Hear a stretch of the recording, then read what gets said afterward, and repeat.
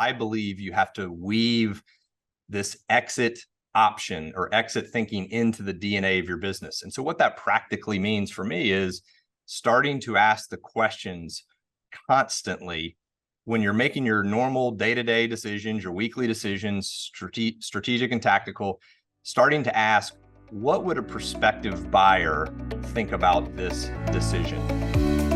Hello and welcome to the Remarkable CEO Podcast, a show dedicated to chiropractors who want to transform their job into a business so that they can have a remarkable practice as part of a remarkable life, not instead of one. With your hosts, Dr. Pete Camiolo and Dr. Stephen Franson. What's up, Remarkables? Welcome to another episode of the Remarkable CEO Podcast.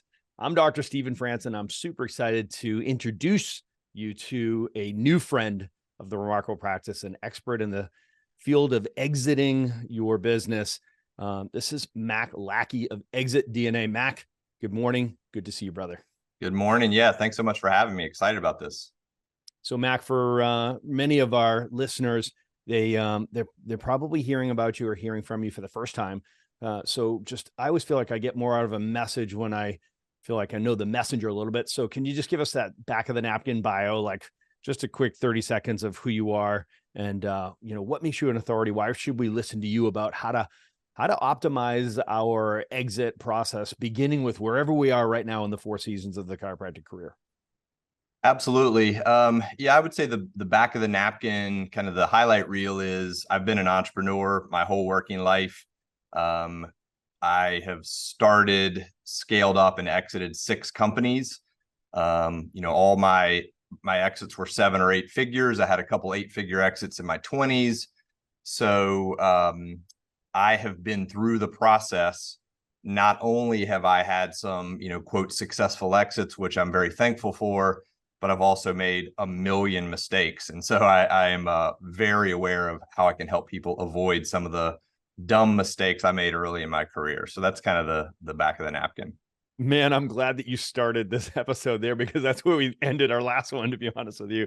We're just really careful to speak directly into the chiropractor listening right now who, they might be struggling right now. They might be frustrated right now. They might feel, like, oh my gosh, I'm listening to all these experts and they're so successful and they've got this, impressive list of successes behind them as we listen to you just reading off that list of just impressive work over the years, but at the end of the day, we're all showing up here with a limp, right? So we all are teaching and leading from scar tissue, because there's 10 times as many failures as successes. I mean, I can speak for myself, and I think just speaking offline to you, it's just like, it's true. It's the school of hard knocks getting us to this place where we can actually speak with some level of authority. 9/10 of it is don't do it this way. 1/10 of it is this way is the way to go. So true. Yeah, I am very grateful and thankful. I mean, you think about 6 exits, and I was very fortunate. I mean, I checked off a lot of, what I would call traditional financial goals, when I was just out of school and I was playing soccer my whole life. All my goals and dreams were financial. I wanted this car and this watch and this house, and I had an exit and checked all those things off really early in my life. But I also look back and realized how millions and millions of dollars I left on the table just because I didn't know what I was doing. And I was lucky to have multiple exits. Most entrepreneurs have one, if one, right? And so you really have to get it right. You don't want to look back and say, gosh, I could have, I should have. And most of the things that we need to do are not even difficult. They're just steps we have to take. And I know you preach this, but yeah, I learned a lot through hard knocks, making mistakes. And luckily I had enough at-bats to kind of get it right over time. That's right. We're going to have what we call an oak tree conversation today, I feel. So, the old expression, the best time to plant an oak tree, 50 years ago.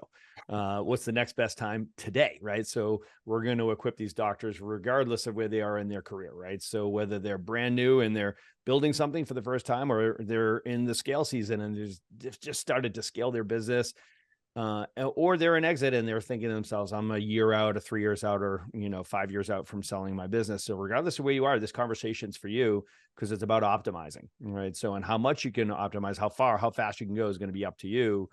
We will get some practical and tactical things in here today. We promise you, right? So there are, as you put it, there's potentially millions of dollars at stake here. So pay attention. So if you're driving right now, listening, pull over, get out your pen and a paper, right? Take some notes, listen to this recording over and over again, because it's going to be a lot easier to implement these things over time. And, everybody, thinks about the end, beginning with that end in mind, which is great. We want you to have a better outcome when it comes to selling your business, but we want you to have a better experience too. And you'll never regret building a business to sell it. It's so much more productive. It's so much more profitable. It's so much more fun to run a business that you build to sell. Yeah, for me, I had a really interesting experience that you might relate to. Over my working life, 25 plus years, there were two things going on at any given moment. One was whatever business I was running. The other was family. And I really optimized a lot for family. And the reason that's relevant is over those 25 plus years, if you would have asked me 2 days before the Super Bowl who was playing, I couldn't tell you. I was heads in the sand. I didn't go to events. I didn't, speak. I didn't, surround myself with a lot of other people. And after my last exit, I was asked to speak at an event, and I ended up speaking to a group of very successful entrepreneurs. Massive imposter syndrome, because I didn't feel like I should be on stage. I recognized faces in the audience, people that I followed. And long story short, I just shared stories. This is my journey.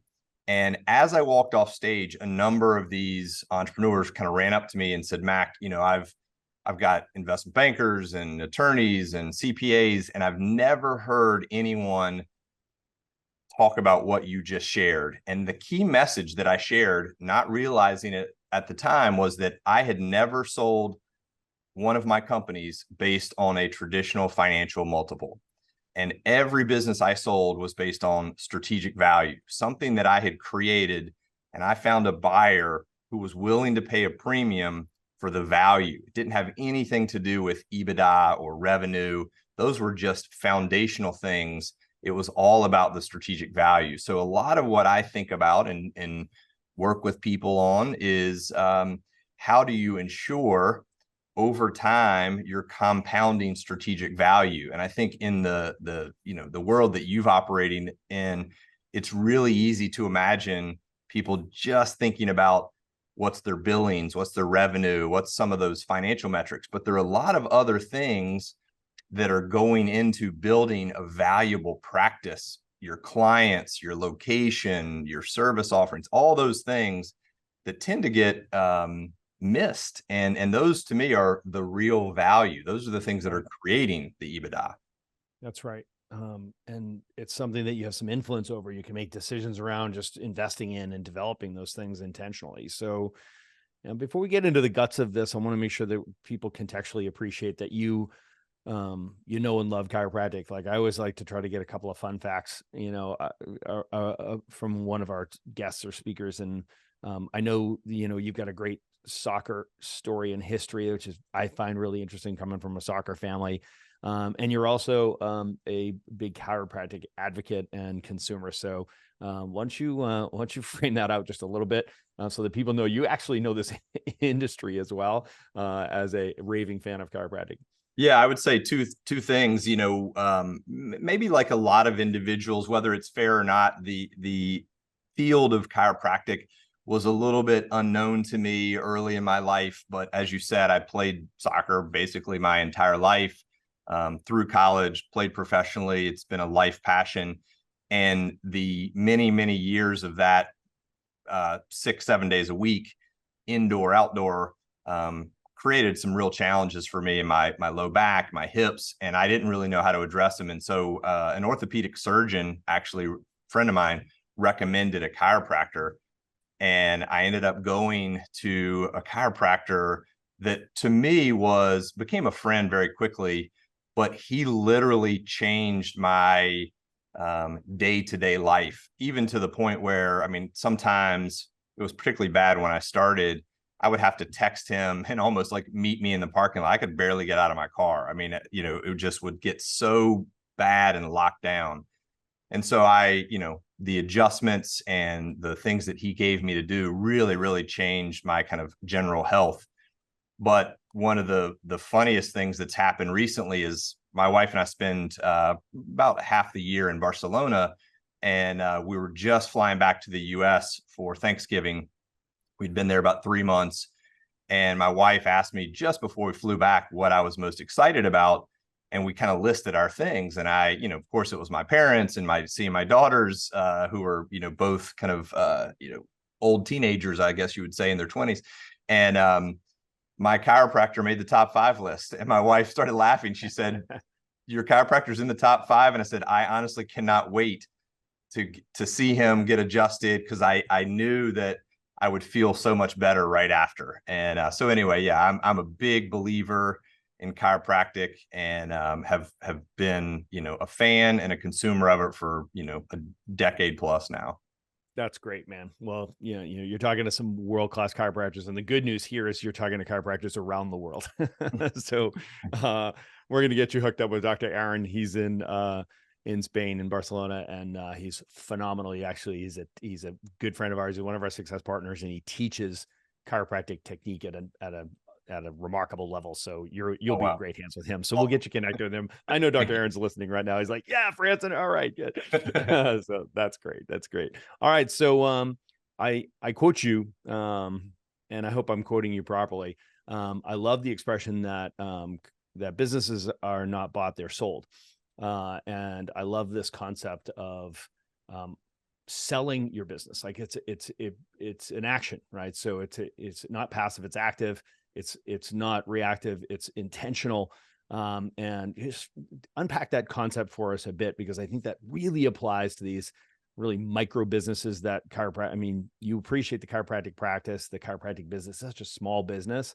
And at the end of the day, there are limited options around how to exit a chiropractic practice. But the mindset around, you're not going to just sell your practice, or it's not just going to be bought by somebody. You're going to have to sell this practice. Give us a sense of what that means. I think it's a really important concept, because it's often either misunderstood or even people disagree with me. A lot of people believe if you really focus on just, heads down, building your business, that when you decide to sell it, somebody's just going to kind of knock on your door and offer you maximum value.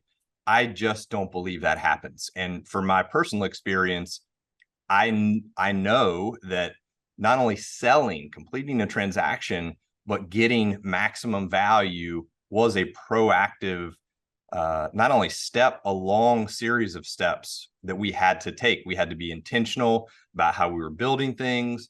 We had to think for a long time about how we were setting up the business so that it could be sold.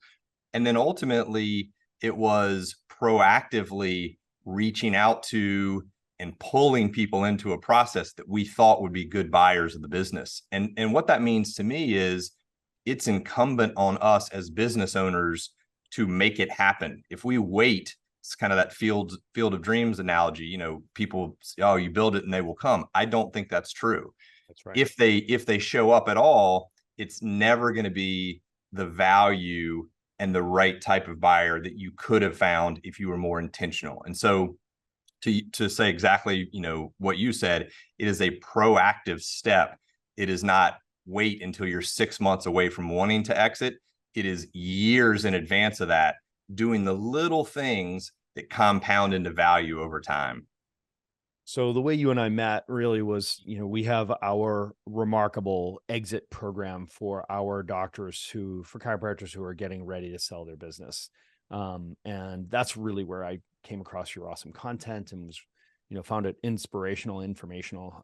I mean, just a great approach to it. So I loved that component of it, because it definitely very much applies to, what we're teaching here. At the end of the day, there are what we consider 5 stages of the sale process, if you will. And if you think about this as if you're 3 years out or 5 years out or 15 years out, just listen to this as you recognize that this is actually going to take some time for you to really optimize the value, right? So you're not just accepting, hey, yeah, it's time to sell the business. I guess I'll give it to a broker or put it up, put an ad up for it and someone's going to show up. The reality is most chiropractors have this, they have these fantasies around what their business is worth, and that's a tough thing because you've put so much value into it. It is your baby, like as we spoke offline about my exit. It was our baby. My wife and I just had spent 23, 24 years building this thing from vapor, from nothing. And so of course we had this inherent value for it. And we had no reference point for like, how do you value a business? What should you ask for it and what have you? So, at the end of the day, most doctors, they've got this number in their mind that is totally a fantasy. They either think that it's not worth anything and they're just kind of like, well, I'm going to shutter it when I'm done, or I'm going to give it to somebody, or they're like, no, this is worth millions of dollars. That doesn't sound like a big number to a guy like you who have been involved in big exits. But there is a reality check to this thing. Is just like, what is somebody willing to pay you to take over the business? And, truth be told is nobody wants to buy your job, right? They want to buy a business, and too many chiropractors, are trying to sell a job to somebody else. So, we created this framework of the 5 phases. The first being, what is your strategy, right? So what is your vision? What are you trying to accomplish? What does the ideal exit look like to you?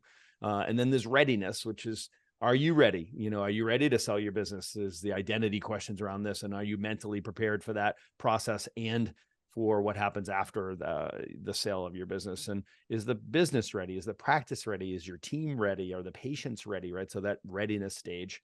And then there's the go-to-market piece of this, which is where you're putting it up for sale. And it's like selling a house, right? So it's like, it's got to go to market to find that buyer, whether you're going to do internal or external marketing or external sale. That's part of that conversation. And then there's the actual transaction, which is the passing of papers, the documentation, term sheets, legal. And then there's the transition, which is, okay, so at one point you're going to go from being the owner of a business and the head honcho and the founder and what have you, and then Monday you're not anymore. And what's the plan for you? So as I lay out that framework, can we talk about just some of the best practices around, just in that order? Is let's talk about vision story. Like, what does the ideal exit look like to you? What kind of words of advice or wisdom do you have for a person trying to get head around, like, what are my priorities? What am I trying to accomplish by selling my business, and how do they get their head around that? Yeah, I love your framework because it's very straightforward and thoughtful. And there are a lot of different approaches to, vision. We use a framework I created called The Great Outcome. My friend Cameron Harrell wrote a book called Vivid Vision. All these things are kind of the same concept, which is you have to look into the future some number of years. A lot of people use 3. That's what I use as well. And as you think about, 3 years in the future, what does your life look like? And if it includes an exit, what's happened that's gone well? And what that basically forces you to do is to think about, not only did I get a big check for millions of dollars, that's a really small part of it.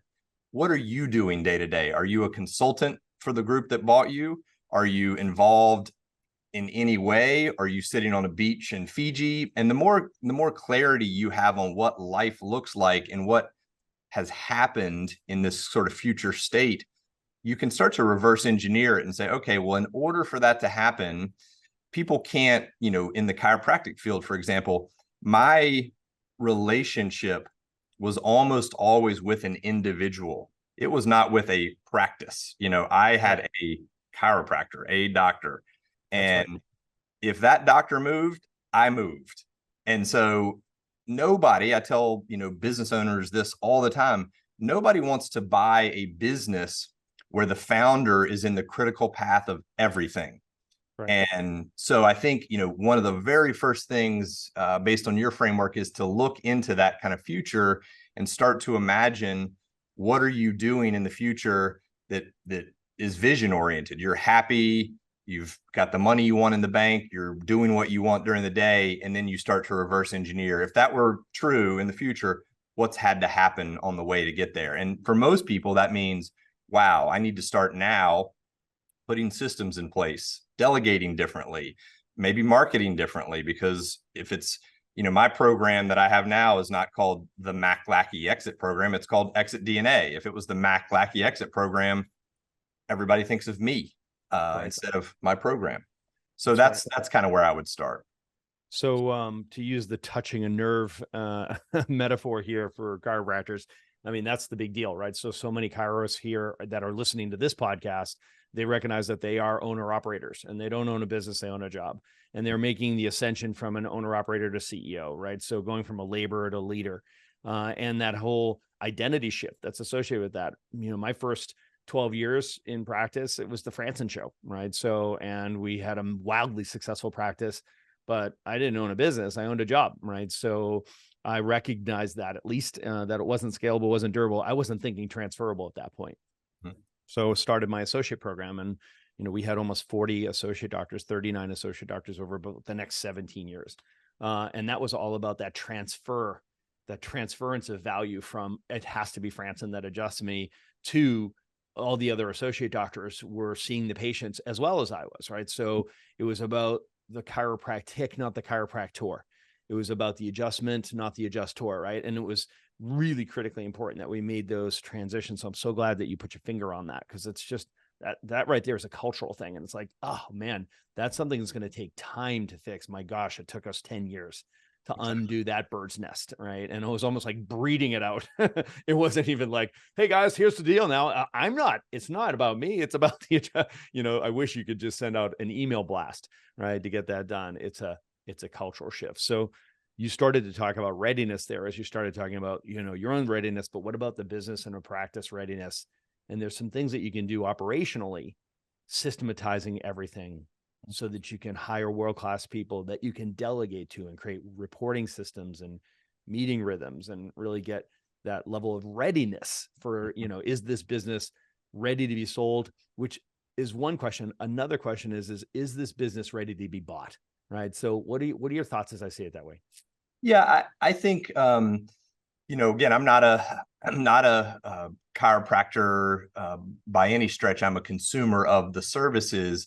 But as I think about it, systematizing and thinking of it as a business, it's basically, what someone really wants to buy is truly a business that has systems, processes, and where possible, things that are exclusive and proprietary. Those could be proprietary processes. And so if I, as a consumer of chiropractic, think of when I go to this particular practice, they have a methodology that I love. I'm comfortable with it. The way they take me through it is consistent. And so the doctor can change, the process is consistent, but it's also proprietary. I can't get it anywhere else. I can't go down the street and get the same thing. So those things really start to build value in the eyes of a consumer of your services, but for sure in the eyes of a prospective buyer. The other things that often are not, considered and should be is how you procure clients even.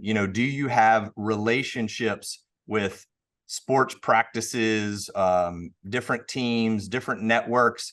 That is the way that you tend to get a lot of your clients. If those things are exclusive relationships, then again, those are transferable to new buyers, But if someone has to come in and say, well, Dr. Franson had this amazing relationship with the YMCA or the local youth, soccer program, but that's not an agreement. That was a personal relationship he had. Then you're not getting value. But if there is an agreement between those parties, now all of a sudden you assign a lot of value to every year. We get 100 people just from this relationship. So I like when people are proactively thinking about, and Einstein, I think called compounding interest the eighth wonder of the world. Exit value is the exact same thing. We do these little things now, an agreement here, a proprietary process there, they compound into value over time. So the earlier 100%. We start, the more value. 100%. And they're multiplicative, right? So it's many small things. It's either death by 1,000 cuts or it's 1 + 1 + 1 = 111. Exactly. When you do that right. And the longer period of time, the runway you give yourself, like you said, it compounds in value over time. And it's so much easier to implement these things over time. Like, so start today is our message, guys. I hope you're hearing that with this. Is like, literally, it's like, there's a checklist. Like, the way we've created this program is there's a 5-phase process that everyone has to go through, right? So, and I liken it to selling a house. If you were selling a house, right? So it's like, we created a roadmap. We call it our 21-step exit roadmap. There's 21 steps you got to go through. It's like, it's step 1, do this, then do this, then this.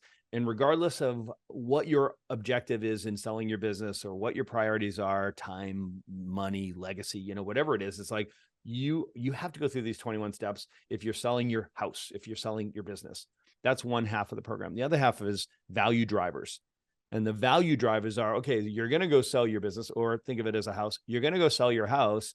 Here's a checklist, a cheat sheet of things that you could do to increase the value of that house when you take it to market, right? So it's like, how do you increase curb appeal, or how do you do those unsexy investments with the furnace or the water heat or the roof, or, all those, where's the money that you're going to have to spend? And you're going to see a return on investment on that. So we have a value drivers checklist that we created so that people can see, oh yeah, I can actually take these action steps.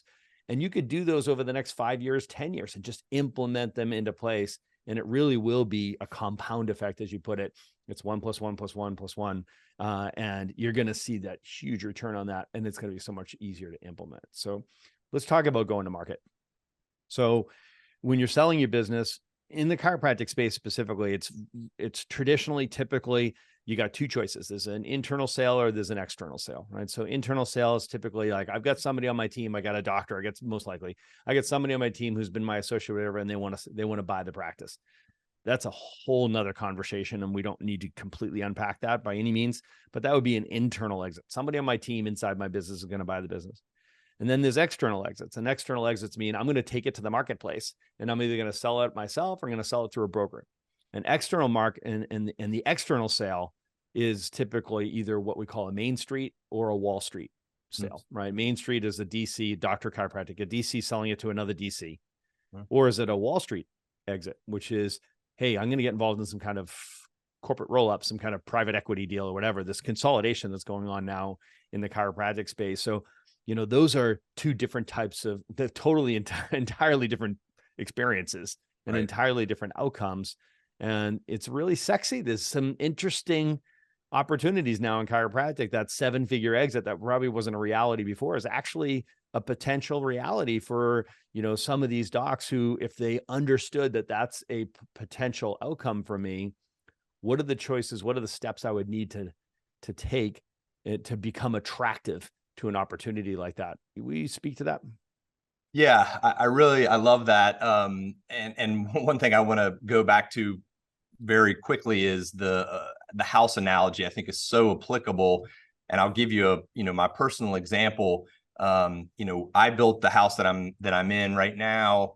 I think it was 5 years ago, and if I wanted to sell my house, the path of least resistance is to call a local real estate agent. They're going to send me comps and tell me what the per square foot average in my neighborhood is and all those things. And that's fine. That's a great baseline. And they're going to talk to traditional buyers. The 2 things that like immediately pop to my mind is, one is I'm standing in a home office that I built. And if you're a work from home person, you would buy my house and pay me a premium to have my office, because I have a 5-yard commute from my house to this amazing office. And people that have visited, or, they always say like, you have the coolest home office ever. And like, that's a different buyer. Like, it's someone that really wants to work from home. They want a nice house. They want the pool, all those other things, but that's a different buyer. The other is, I literally bought this lot because my backyard, 150 yards away through trees, is a YMCA with huge fields and a gym. I wanted to be able to play soccer 100 yards from my house. That's right. If people care about their health and wellness and fitness, that is a bigger selling point than the equipment I have in my house or the house itself. So all that means is reframing who might buy my house based on those criteria is very different than just looking for a family relocating to Charlotte, North Carolina, where I happen to live. I would have a very different strategy to add to what my real estate agent would do.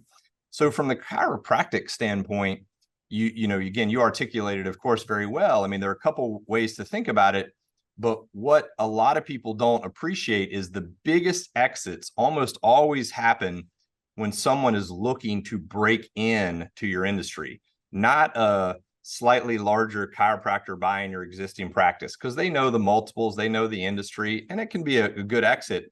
But if you found someone outside of the industry, it could be tangential, it could be med spa, it could be, something else that says, we want to add this to what we're doing, and they have the perfect systems, location, processes, brand. That's when special things start to happen. And I always say it like jumps off the page. Again, my house, I think I would get a decent, per square foot average, but where it jumps off the page is the guy that says, I want that home office. Oh my gosh, man. I was on the other side of that transaction. So I hear what you're saying so loud and clear. And the truth is conversion. This is a conversion. Sale is a conversion, right? So the conversion process is emotional. Right. The retention process is intellectual, right? So conversion, we buy on emotion, right? So I can remember when my wife and I were shopping for the house we live in now, right? So we were young and dumb, and we were just super excited. And I remember looking at the houses that were in the region. We wanted to be near the ocean. I'm a surfer, so I just wanted to be able to get to the beach, and I was willing to drive to work, right? Because you'll always drive to work, but you won't always drive to play. So I wanted to live where we play. So we were looking at all these houses. We looked at 5 houses, and then we looked at this house, and we knew driving. It was out of our price range. It was 50% higher, 50% higher, not $50,000 more. It's 50% higher than what we had set as a budget. Yeah. And I'm like, let's go look at it, right? Which is number one. That's a terrible thing to say out loud, right? Yeah. So we're driving down the driveway. It's 5 acres. Walking distance to the beach in New Hampshire, wooded. You can't see any other houses. Like there's deer in the yard. And so we were going through this winding driveway to the property. And I was like, I hadn't seen the house yet. And I'm like, we're going to buy this house. And we pull into the driveway, and it's a nice house. It needed love. But it was a great starting point. We didn't have to do anything, but we knew we could see what we could do with it eventually. But it had a barn. It has a barn, like a 2-story, like 40 by 30 foot barn that I was like, CrossFit box on the bottom floor, surfboard storage like you read about, and I can walk through those woods and get to the beach. I didn't have to key the door. Yeah. And I literally in my mind was like, this makes no sense whatsoever. But we're buying this house, and we figured it out. We made it work. It wasn't haggling and negotiating. It was like, we have to figure. The question becomes, how are we going to buy this house? And that's exactly to your point. How you have to sell your business, right? So exactly. It's got to jump off the page. And whether it's an internal buyer, which we have a lot of assumptions around, or that external buyer, especially if you're going after that corporate roll up, that Wall Street exit. So, getting ready for the transaction. Pitfalls, mistakes you've seen in this 4th stage. What are kind of red flags, warning signs, blind spots? Any heads up? Yeah, I think we do this session on risk mitigation because in due diligence, there's such a predictable set of issues that almost always bubble up across a couple categories. And one of the most obvious is financial. It's interesting how many people go to market only to have a prospective buyer discover errors in their spreadsheets and their projections, or accounting issues, or things that when those come up in due diligence, those are somewhere between yellow and red flags. I mean, deals fall apart because the assumption is, if I'm finding an error now, what am I missing? I need to double down my due diligence, And I have a longtime business partner who's a CPA and a certified fraud examiner, so he was very financial oriented. And he told me that of the spreadsheets that someone has sent him in his life, he could think of and count on one hand the number of them that didn't have a calculation error in them. And it's table stakes. And a meaningful error. But it's just enough to throw up a flag to say, if their spreadsheets are wrong, now I need to really look at the financials and dig deeper. And a lot of times, unless you're incredibly differentiated, that's enough for someone to say, they may not tell you that's why they're pulling out of the deal, but it's just enough of a flag to be like, we'll find another one, and That's so exactly right. I think that, really ensuring that all of the financials are what you would pay an external CPA or someone to double check, triple check, will pale in comparison to having an error or having a mistake. And then the other one is similarly obvious, which is kind of on the legal and human resources side, just great documentation around employees, contracts, agreements. It's almost unheard of for someone to come in and start diligence and not realize that, well, some of the people have signed employment agreements and some haven't. Some of your, partnerships are contractually, locked down, and some of them are handshakes. And those kind of things are just an opportunity to shock to the upside. It's rare that people come in and as potential buyers and are like, wow, this is incredibly well done and organized, which to me is so disappointing, but that's the reality. That's right. Well, that's the reason our program, the Remarkable Exit program, exists. So by no means is this a commercial for this program. It's just the paint by numbers. It's a tick box. It's a checklist. It's a cheat sheet. It's like, here are the examples. You have to have these things in place. Don't lose value for your business or lose the deal because you've lost trust, right? So that's Covey said it in The Eighth Habit, is the speed of trust. Like, deals happen at the speed of trust. Everything happens at the speed of trust. And if you recognize that, just as a person, as a leader, as a human, not just a seller, right? These things going to be based on trust. Like, give them reasons to trust you.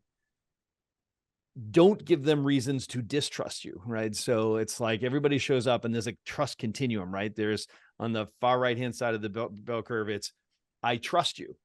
On the opposite side of the bell curve, as I distrust you.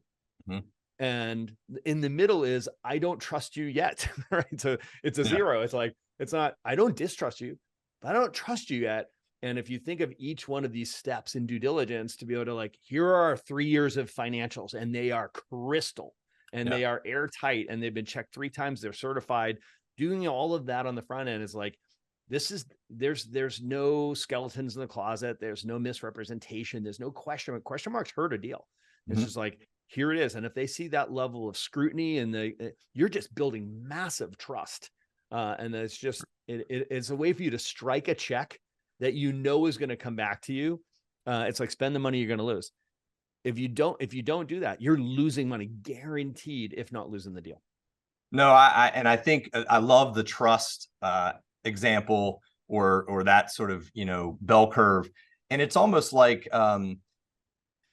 using the financials as an example. If the very first thing you send them, where their expectation, the bar is pretty low, it's sad, but like, people expect it not to be perfect.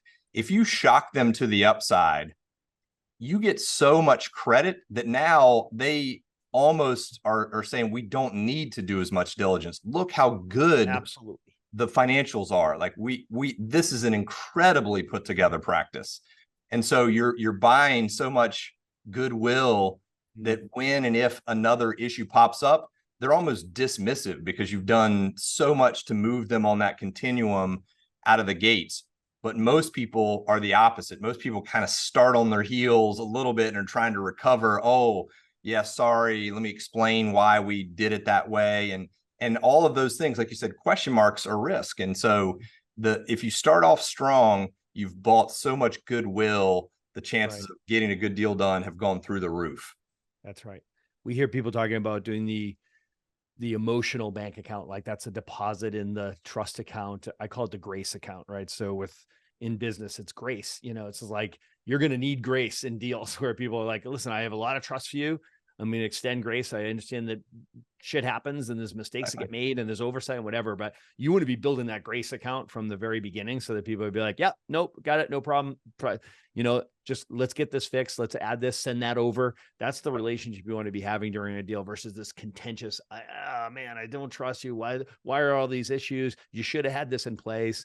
You don't want that environment when you're not negotiating, but collaborating, trying to solve the two problems. I want to sell my business while I want to buy a business. All right, last one, transition, stage 5. So there's a transition, and there's a transition in identity, right? You go from being this person. I'm just talking to chiropractors now, but chiropractors are like every other founder and business owner. There's an attachment that we have to the business itself, to what it provided for us, fulfillment, purpose, recognition, celebration, reward, the finances behind that. So there's a transition. And, I'm always encouraging our clients that you should be moving towards something, not away from something. And this is like, what are you doing next? And getting super clear on that from the beginning. So you can literally be the architect of this experience. You can engineer your future. What's your experience been there? Because I know you've done this really just gracefully and profitably. Well, I think it's critical, even to the point that when I'm interviewing someone in the process of selling their business and I ask them what's next, their answer to that question can almost tell me right then and there if a deal is going to happen or not. Because if you can't answer the question, what's next, it's almost like people self-sabotage, and so I think it's really important. And you hit the nail on the head. A lot of business owners, founders, chiropractors, your identity is so tied to, at a cocktail party, who are you? What do you do? I'm a chiropractor. I own this practice. And then if that's gone and you don't have a good, comfortable answer to that, like in your mind, you're not settled yet on how am I going to transition to this next phase of life. I was very fortunate personally in that throughout my journey, by the time I got to I'm thinking about or want to or need to exit, I already had another idea or business or something I was excited to pursue that I couldn't wait to get there. So I was motivated, incentivized to get the deal done because I had this other thing I wanted to go do. And the answer to the question doesn't have to be, another job, another business. It doesn't have to be retirement. It can be the nonprofit you've always wanted to start, the giving back you want to do, the mentoring you want to do. It could be traveling with your, but having some clarity around what is next that you're truly excited about is a really important predictor of how well that process is going to go. 100%, regardless of what that is, right? Yeah. So whether that is being on that beach in Fiji, or it's, my own experience of starting a coaching business is like, I could not wait to sell my business, my practice, so that I could put all of my energy towards something that I saw was infinitely scalable. Wasn't that I didn't love my practice, and I didn't love caring for patients. It had nothing to do with that. I absolutely loved it.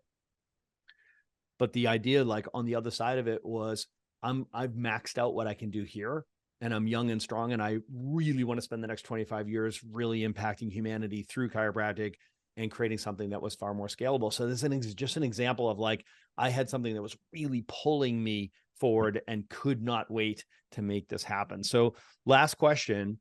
I love the concept. It's very simple, but like most simple things, it's profound and not easy. The best way to optimize your business for sale is to make your business more attractive to a buyer, right? So that's a very simple statement, right? But it's a perspective, isn't it? So what are your closing thoughts on that? Is like how important is it that you intentionally make your business attractive to the right buyer? Well, I couldn't agree more. And, my sort of work and program these days is called Exit DNA. And the reason I called it that is I believe you have to weave this exit option or exit thinking into the DNA of your business. And so what that practically means for me is starting to ask the questions constantly when you're making your normal day-to-day decisions, your weekly decisions, strategic and tactical, starting to ask, what would a prospective buyer think about this decision to hire a new person, rename something, move locations? Would this decision increase or decrease dependency on me? And if you're a key founder, chiropractor out in the front of the practice, there's a direct correlation between dependency on founder and exit value. And so starting to just ask those questions doesn't mean you're going to make fundamental changes. It just starts helping you think every day, is this a decision that's likely to increase exit value? And what I've learned over a long period of time now is if you're doing that consistently, you're building a better business. You can always decide not to sell it. Great. You're going to reap the benefits of a business that runs without you because you have really smart processes and great people and great brand. So just asking those constant questions of how would a prospective buyer look at this decision? Would this help, decrease dependency on me personally? Those kind of day-to-day questions start to make a business more attractive. And at least it's top of mind. If you decide to do something that's not positive for exit value, that's fine. But it's a conscious decision versus just waking up one day and saying, oops, I should have done things differently. Awesome. All right, Mac Lackey, Exit DNA. You're awesome, brother. I appreciate you giving us your time and your attention and your wisdom and experience. And we're excited that you're a part of our chiropractic family as a consumer and raving fan. That was great insight on behalf of all chiropractors and of the CEOs that are listening to this podcast. We appreciate you, brother. Thanks so much. Thanks for having me. Enjoyed it. Thanks for listening to this episode of the Remarkable CEO Podcast. Remember, what the world needs now is chiropractic, and what chiropractic needs now is more successful chiropractors. If you like this podcast, please subscribe, share with a friend, and leave us a review. And if you'd like to connect with us personally, direct message us on Facebook, LinkedIn, or Instagram. Now go and be remarkable.